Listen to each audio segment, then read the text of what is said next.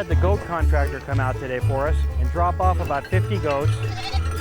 The recharge basins are supposed to be clean. They would normally look like this rock you see down here with no vegetation growing in there.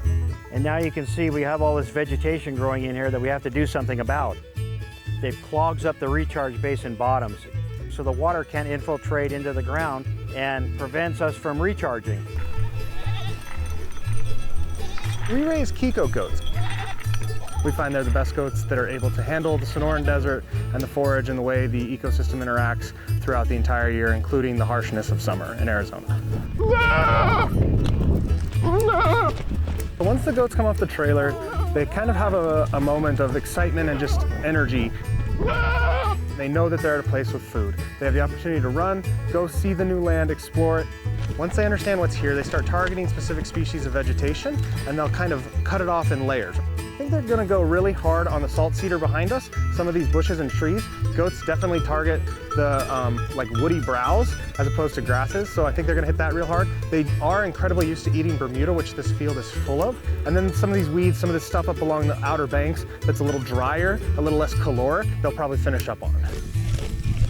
By using these goats, we can stop the seeding process and we can keep the basin bottoms clean. If we didn't use the goats, we would have to scrape it out with paddle wheel scrapers, and it's very expensive. You'd have to remove about 6 inches of the surface, and that costs a lot of money. So the goats, we're hoping, will work out real well and eat everything in sight. We'd rather have this natural way work with the goats. We were very excited when we had the opportunity to speak to the CAP. I'm a fourth generation Arizonan, and I'm aware of the work the CAP does and the amazing stuff that they're doing in our community. And when they reached out looking to use our services, I was absolutely enthralled. We use portable electric net fencing. The fence is just to make sure the goats don't wander off. You know, they love to explore, they love to see the world. They might want to go on a walkabout. We just want to make sure that they're doing their job and not wandering off and having goaty goat time. We're hoping to come back a month from now and see all this rock here instead of the vegetation. Once this basin is all done, we'll start using it. We'll start putting water into it and use it like we normally would.